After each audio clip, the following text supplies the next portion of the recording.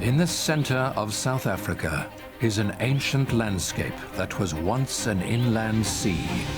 Now it is a mosaic of unique habitats. Life here has evolved ingenious solutions to survive in these differing environments. Herds graze across the plains. Predators roam the riverine thickets, and raptors patrol the skies.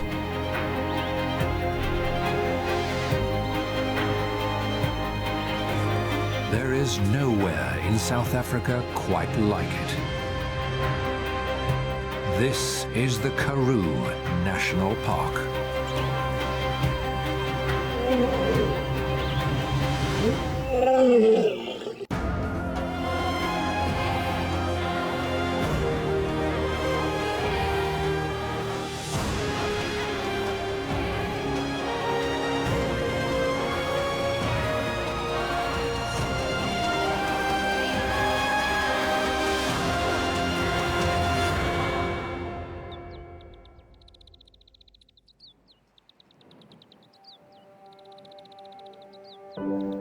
A small herd of springbok wanders across the low-lying plains at the foot of the Nuwerveld Mountains in the Karoo National Park. These plains are the hottest and driest section of the park. Water is scarce. Any rain that falls evaporates quickly, leaving the salty minerals leached from the rocks and soil behind.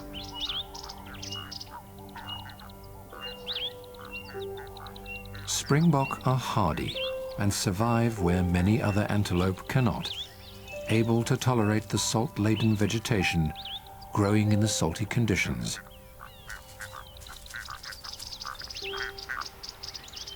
In the riverine thicket nearby, a young caracal is watching the herd. But he's 8 months old and has only recently left his mother, so the adult springbok are a little too large for him to tackle.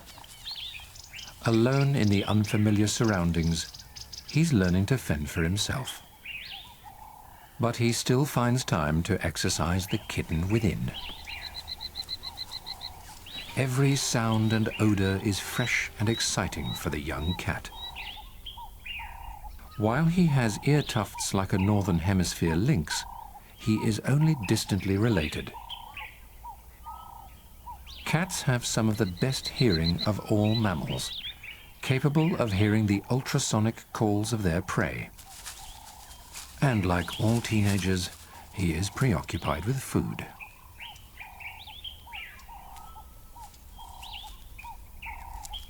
But without his mother's guidance, he's got some work to do on his hunting technique.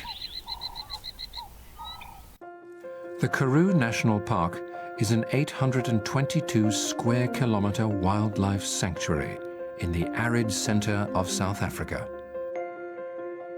It lies within the Great Karoo, a vast swathe of dry, scrubby vegetation stretching all the way from the Cape to northern Namibia.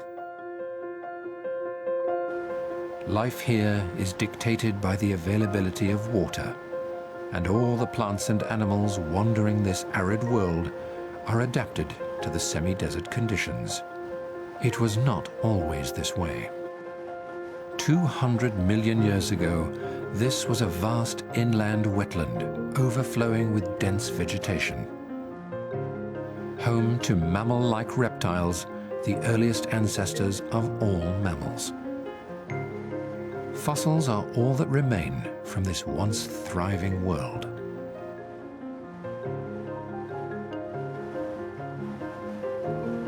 The Karoo National Park straddles the Nuwerveld Mountains, which form part of a great escarpment that bisects the interior of South Africa. These mountains dictate the amount of water in the park. 1,900-meter summits trap clouds, creating different habitats. The amount of rain varies from 175 millimeters a year on the dry plains at the mountain's feet to 300 millimeters on the wetter middle plateau to more than 400 millimeters on the summit of the Nuverfeld Mountains. These differences in moisture have profound effects on the plants and animals living in the park. Springbok are gregarious, congregating on the low open plains during the dry season in small mixed herds. They eat a varied diet, grazing tender grass and browsing from shrubs and succulents. This allows them to proliferate, and they are the most numerous plains antelope in the dry parts of southern Africa. Like all caracals, the young male is shy and secretive. He's one of the small cats of southern Africa. Caracals are a tenth the size of lions, but are master hunters. The mouse spots a small hole and desperately tries to escape. But these aardvark scrapings are often only dead ends.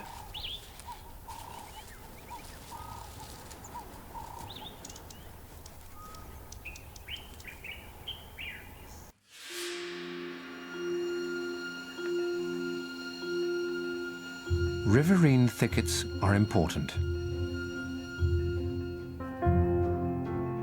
Rivers cut through all levels in the park, etching the landscape, but seldom contain flowing water.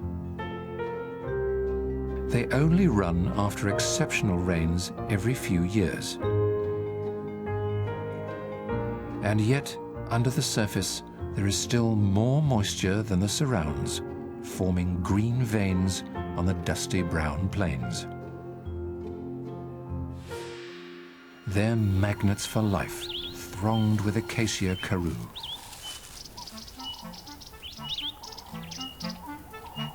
A small family of vervet monkeys is exploring the riverine forest.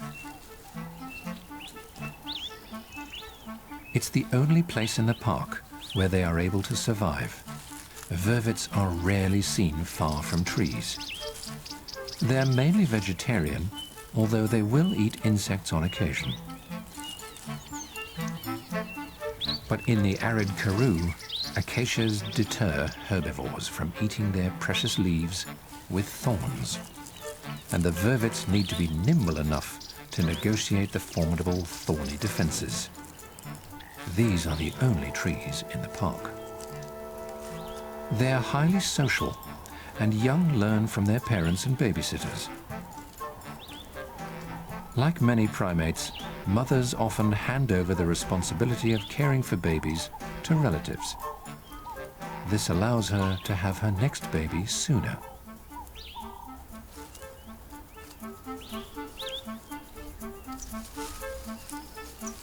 And gives the babysitter valuable experience that will help with her own offspring in the future.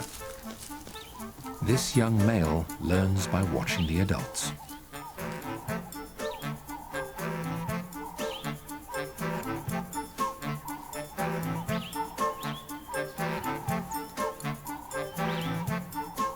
His older sisters are eating acacia seed pods.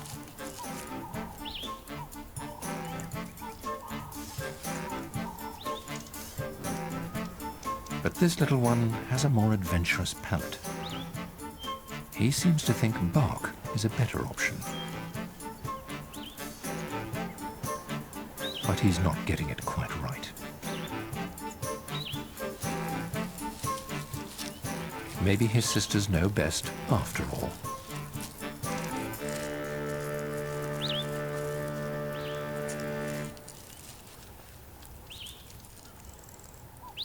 Despite the acacia's formidable defensive armory, Kudu and other browsers also target the foliage.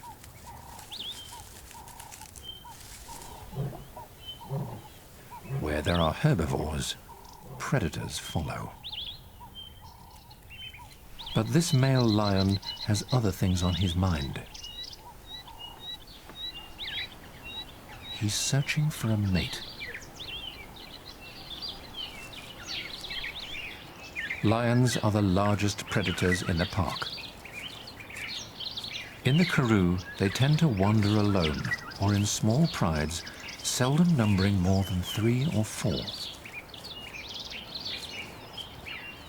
These are much smaller than typical savanna prides, which can number up to 40 individuals. Prides are small here because prey densities are low in the arid conditions. To survive in the Karoo, lions adopt flexible hunting strategies to cope with the range of habitats within the park. He marks a bush as he passes. It's a calling card for females and a warning to other males. A female is calling to make contact.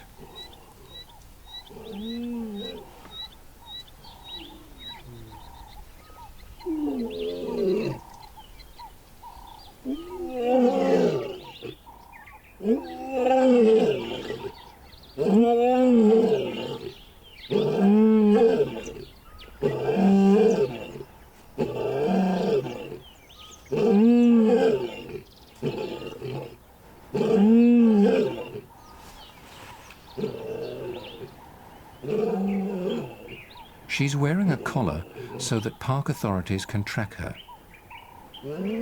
These data provide valuable insights into lion ecology in semi-desert systems. She moves on, continuing the search for her mate.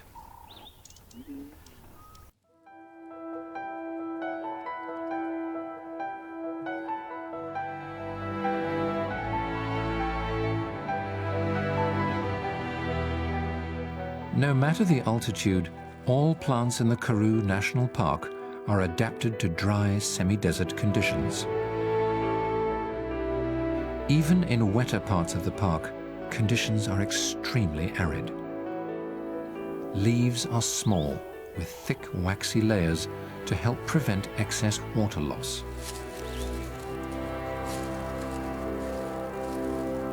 Many plants protect themselves with menacing spines to deter herbivores.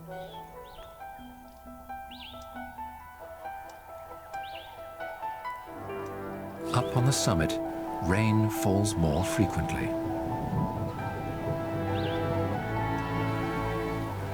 But moisture also comes from completely different sources. Clouds condense on bushes on its exposed summits. In winter, heavy frosts form on the leaves. Special antifreeze proteins prevent ice damage.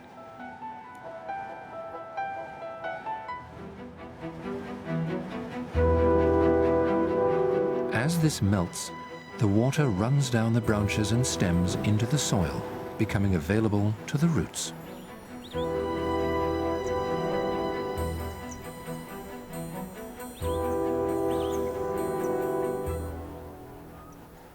On the middle plateau, plants get moisture from an even more unlikely place. A colony of harvester ants is on the move. Their scouts have found a kapok in flower and are working hard to stock their underground larder. They use their secateurs-like mandibles to pick the flowers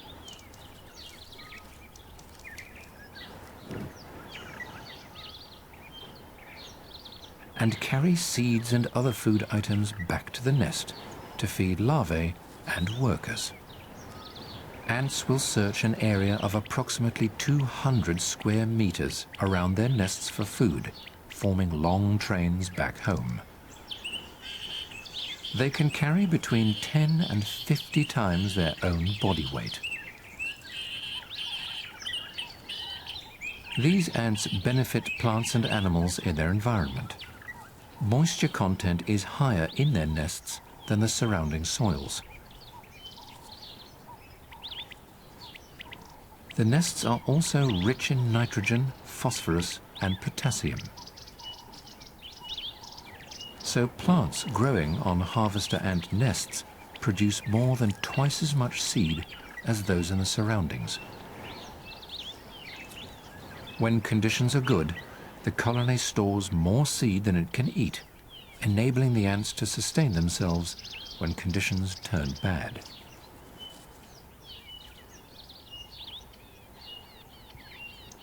Most antelope in the park congregate on the middle plateau because this habitat offers the best grazing. A male red hartebeest stands his lonely vigil. It's breeding season for hartebeest, and the males have taken up territories.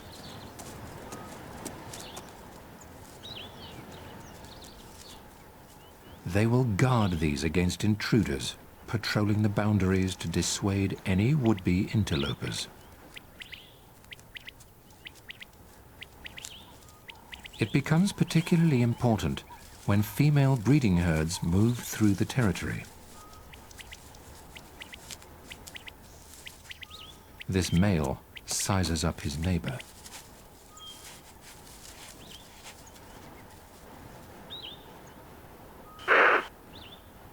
The proximity of the breeding herd, however, creates a problem for him. He doesn't want to waste energy on fighting if he can avoid it.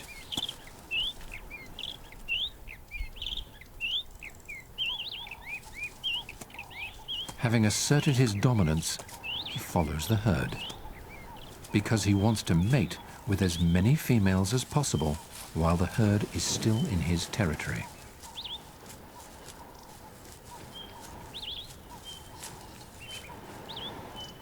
Red hartebeest are not the only ones thinking about mating on the middle plateau.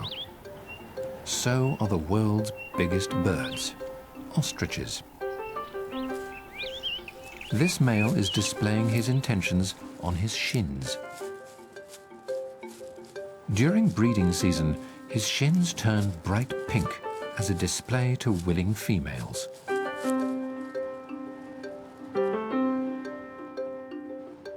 He will also dance if any female gives him the chance.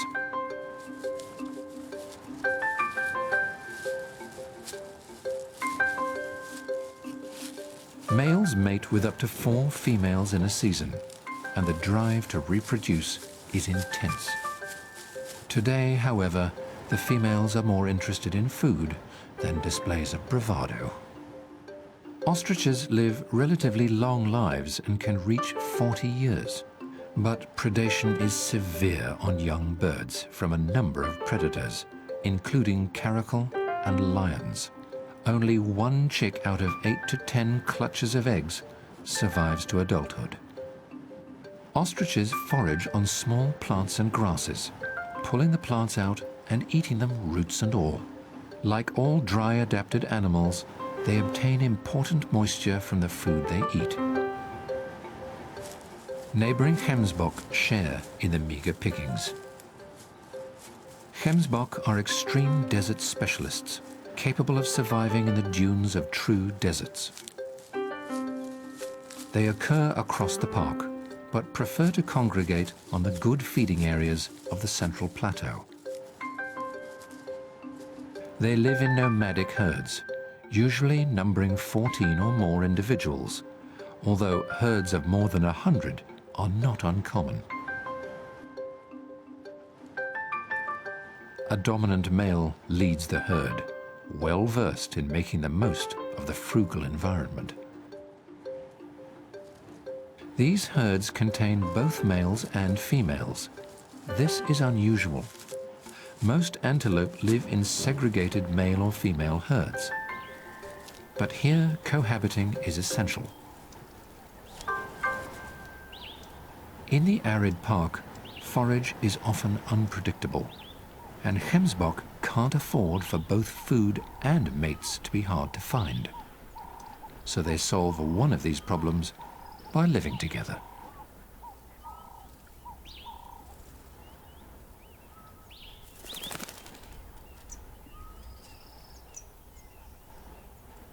Higher on the mountain near the summit, a pair of incredibly well-camouflaged rock specialists is feeding. Klipspringers live in tight-knit pairs that blend into their surroundings.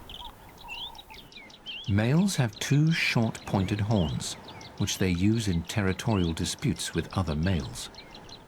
These small antelope are well suited to steep rocky mountain slopes. They're nimble and leap effortlessly from rock to rock. Specially cushioned hooves act as shock absorbers, increasing grip. Together, their exposed rocky habitat and dexterity means klipspringers rarely fall prey to terrestrial predators. But in the Karoo, death can just as easily come from the sky.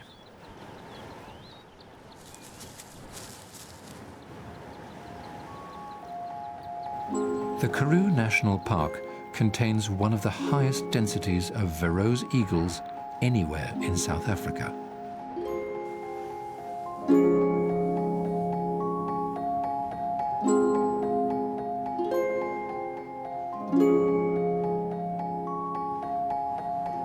These nest high on the forbidding dolerite cliff faces and hunt a range of small animals.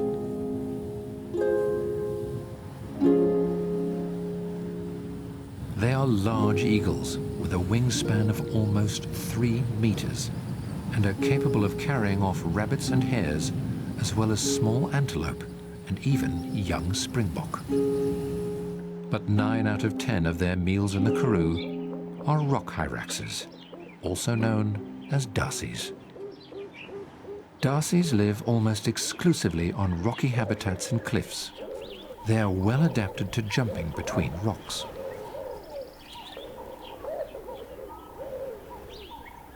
Special glands keep their feet moist, helping to increase friction.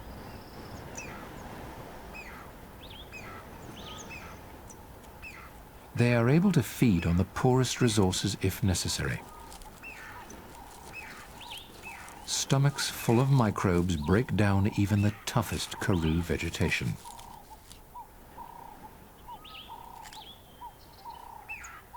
They are often seen sunning themselves on exposed rocky surfaces.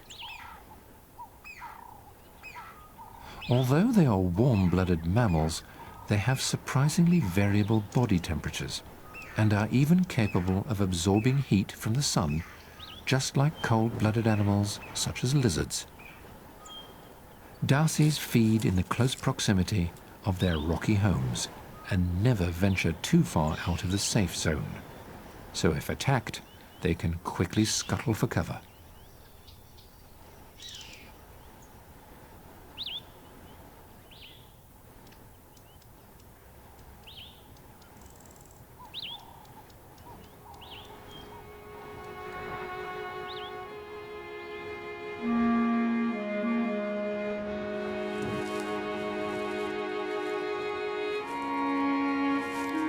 It's breeding season for the eagles.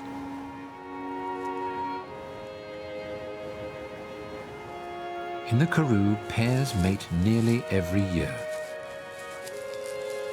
Verreaux's eagles are monogamous, and pairs spend years together, usually only splitting after failed breeding attempts.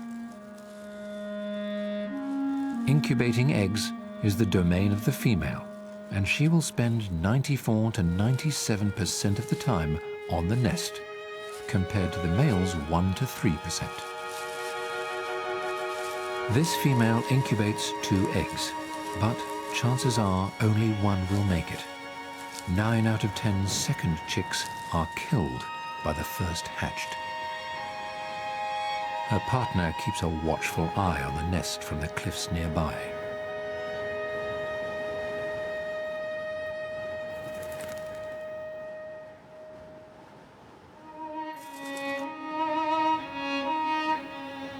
Another pair is courting.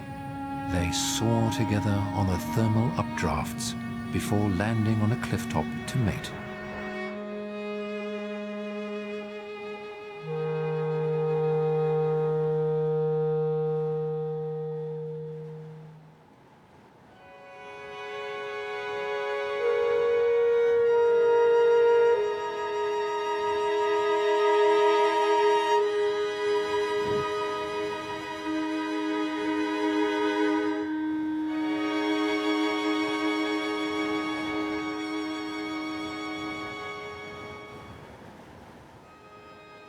After mating, the male delivers branches and green sprays to the nest to help cement the relationship.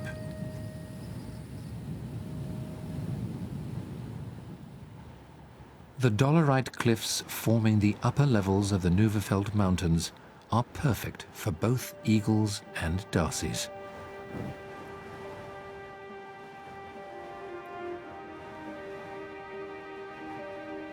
White streaks on the rocks, stained by darcy urine, mark established dens.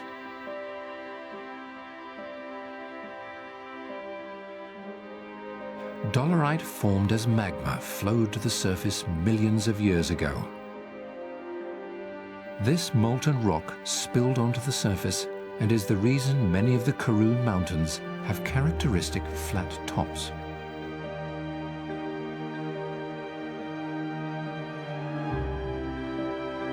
Softer rock has been eroded away over eons, leaving these imposing cliff faces standing above the desolate plains.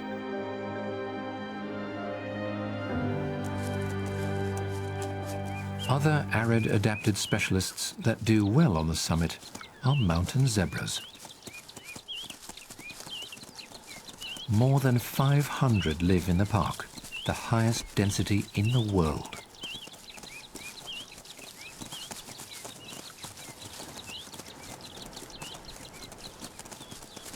Only a handful of southern Africa's parks contain 2 zebra species.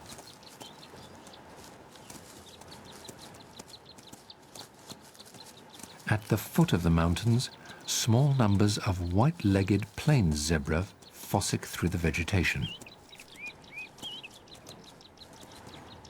Higher up on the rocky slopes, mountain zebras pick their way through the stony landscape.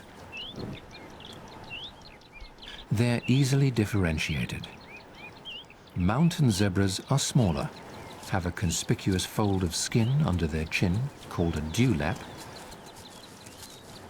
and a very different stripe pattern, which most noticeably continues all the way down their legs to the hooves.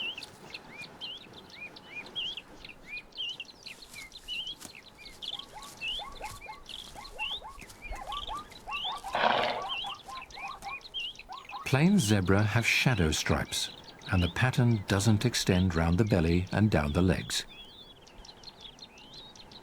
All zebras eat mainly grass and are always found in relatively open areas where sweet young shoots grow best.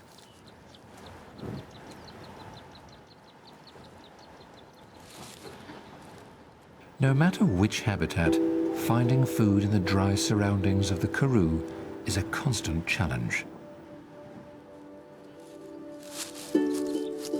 Kudu avoid this by remaining in the thick riverine vegetation. They're not fussy and eat a range of plants.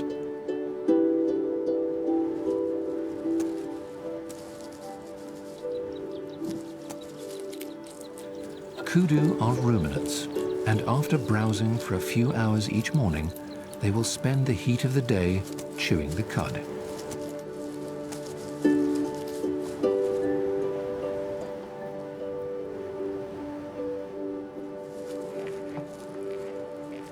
To aid digestion, food is chewed, swallowed,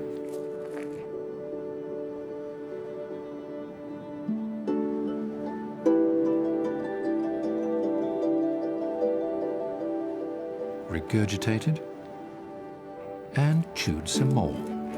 This helps break down the complex cellulose in the plant material they eat.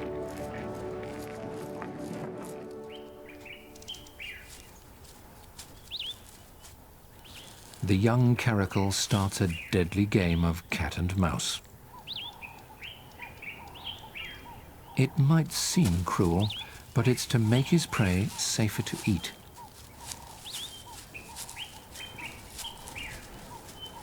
Cats play with their food to ensure that it's too weak to harm them, thereby preventing serious injury, as even a small bite can lead to infection. They only play with food that they can afford to.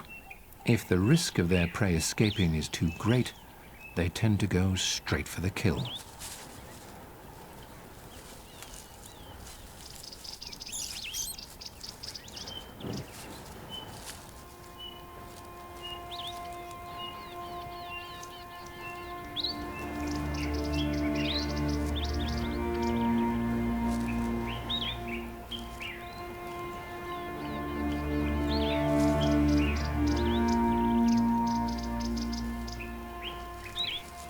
Driven by an instinct to remove fur or feathers from his prey, he licks the mouse. On larger kills, he will remove the fur before eating it, but on a mouse, it's not worth the effort.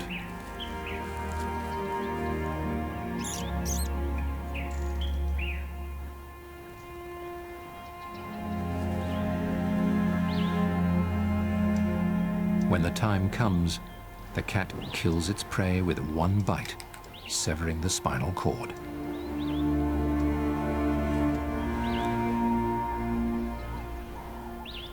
Caracal comes from the Turkish karakulak, meaning black ear.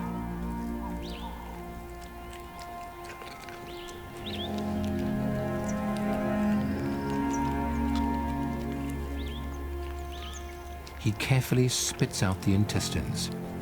Cats rarely eat the innards of their prey.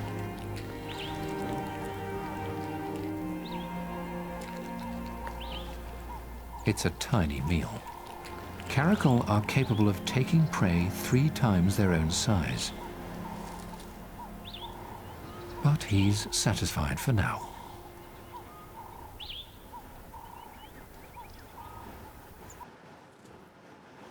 On the open plains, gemsbok forage in the early morning light.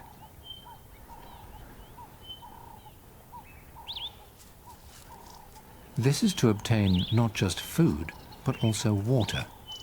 Vegetation contains the most moisture in the morning. And when water is in such short supply, it's important to maximize the uptake in the food that's eaten. Preventing water loss is important for all animals living here. Gemsbok allow their body temperature to soar way above lethal limits for most mammals, anywhere between 36 and 45 degrees Celsius. This reduces the amount of water they would lose to transpiration by trying to keep their body temperature down.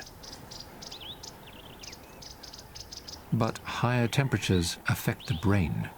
So gemsbok have a network of tiny blood capillaries in their nasal cavities, which cools the blood before it reaches the head.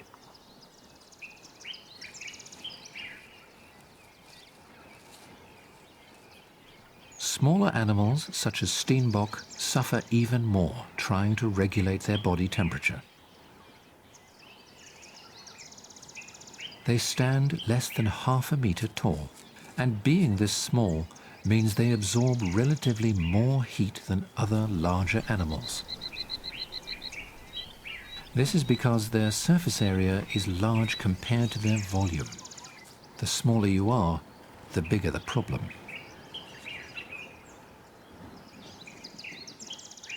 Like steenbok, klipspringer also suffer, but they have a special coat to help. Their hair is hollow, trapping extra air, thereby maximizing its insulating abilities. This helps keep the animals cool during the day and warm at night, when temperatures often fall below freezing in winter.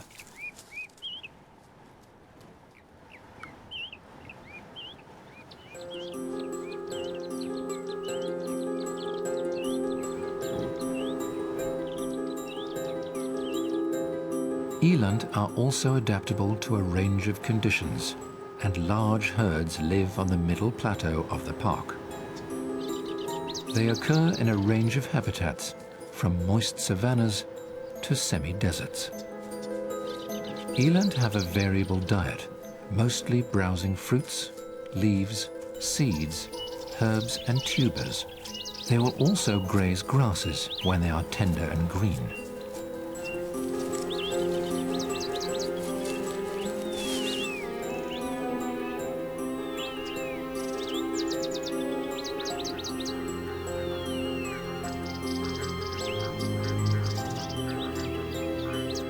Perfectly adapted to semi-desert conditions, eland can go without drinking indefinitely. In the absence of water, eland vary their body temperature, allowing it to climb 7 degrees Celsius during the day and then cool back down in the evening.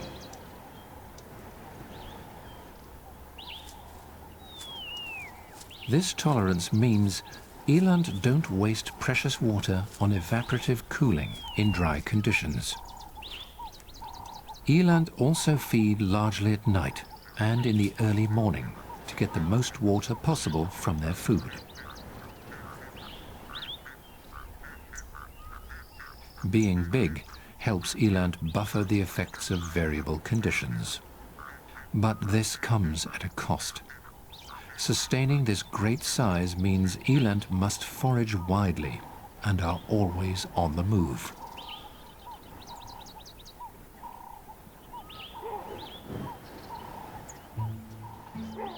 Another family is also on the move looking for food.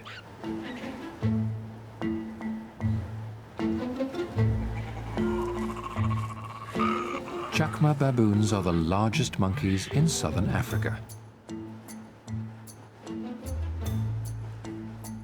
Unlike vervets, they're adapted to living on the ground.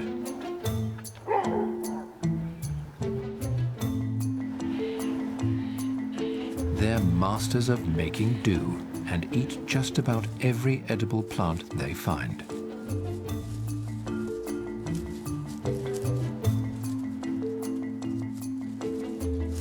Baboons live in troops numbering from 8 to 200 and are led by a single dominant male.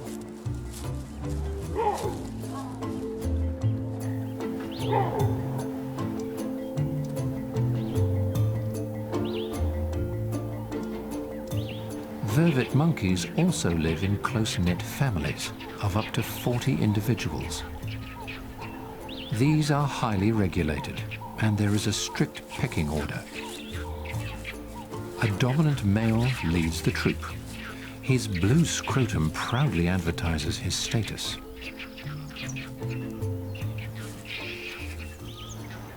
Males will also size off against each other in brazen displays of manhood. Female society is also regulated. Mothers feed their youngsters for 6 months.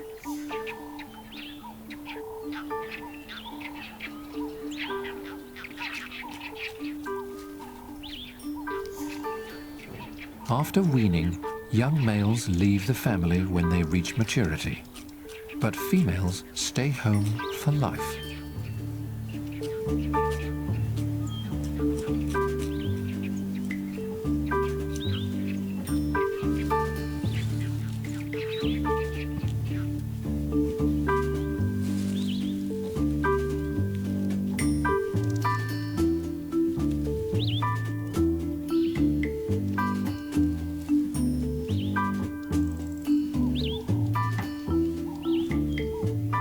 Grooming helps maintain relationships within the group, and leading ladies receive the most attention. In contrast, grooming is less common amongst males.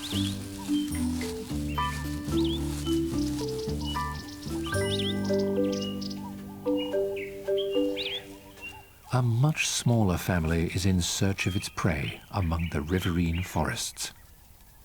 Bat-eared foxes live in groups of 2 and sometimes 3.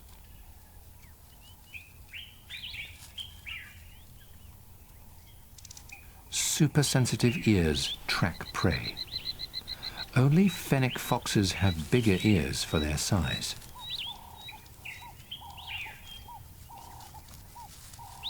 The bat-eared fox is the only canid that has deviated significantly from preying on other mammals. Their small teeth and narrow snout are designed to catch insects. Beetles are on the menu, as are, surprisingly, termites. Harvester termites are collecting food for their nests. Unlike harvester ants, however, they target mainly grass and especially frost or drought-killed vegetation. Grass contributes as much as 94% of their diet. Their nests can extend as much as 6 meters underground. Deep within the nest, their larvae digest and distribute all the food to the colony. This builds colony cohesion, and individuals with unfamiliar gut microbes are chased out of the nest. Termites rigorously defend their nests and attack even the smallest intruders. The young caracal is monitoring his surroundings from the termite mound.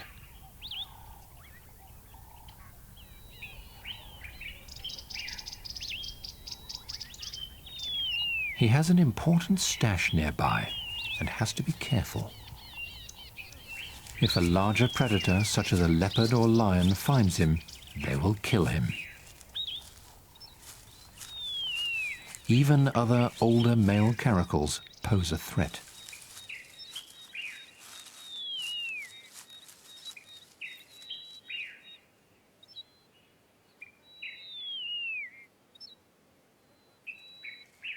The young male has made a substantial kill. It's a hare, too big to eat at one sitting, so he will guard his kill as long as possible to prevent it being stolen by jackals or other scavengers. Caracals may be small cats, but they're fierce when it comes to fighting for their dinner.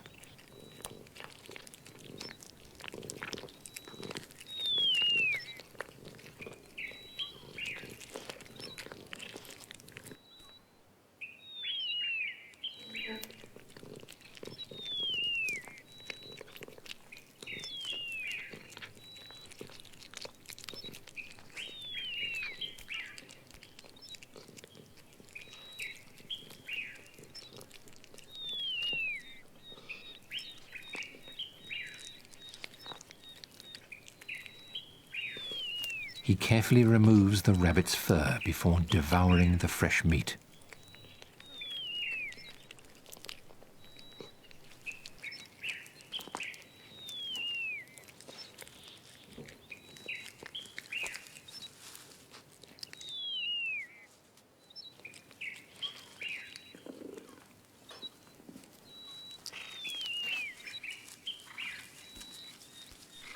His flesh diet helps him overcome the arid Karoo, and he obtains most of the moisture he needs to survive from the meat he eats.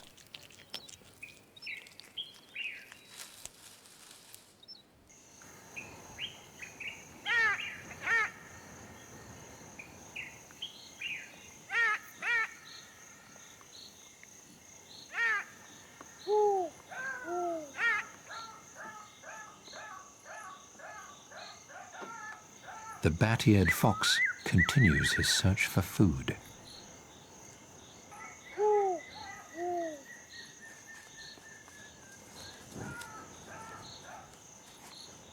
At night, they focus on finding as many termites, worms, and grubs as possible.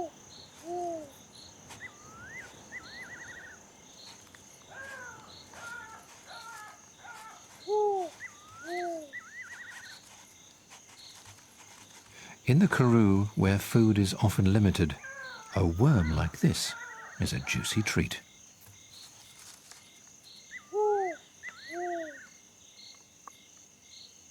Nearby, the young caracal is finishing up the last scraps of his meal. It's his first major kill since leaving his mother's side, and nothing goes to waste. For now, as the Milky Way spirals above him in the clear Karoo skies, the pressure is off, and it will be a few days before he'll have to kill again. The interior of South Africa is a spectacular arid environment, home to animals both big and small, all beautifully adapted to the imposing conditions.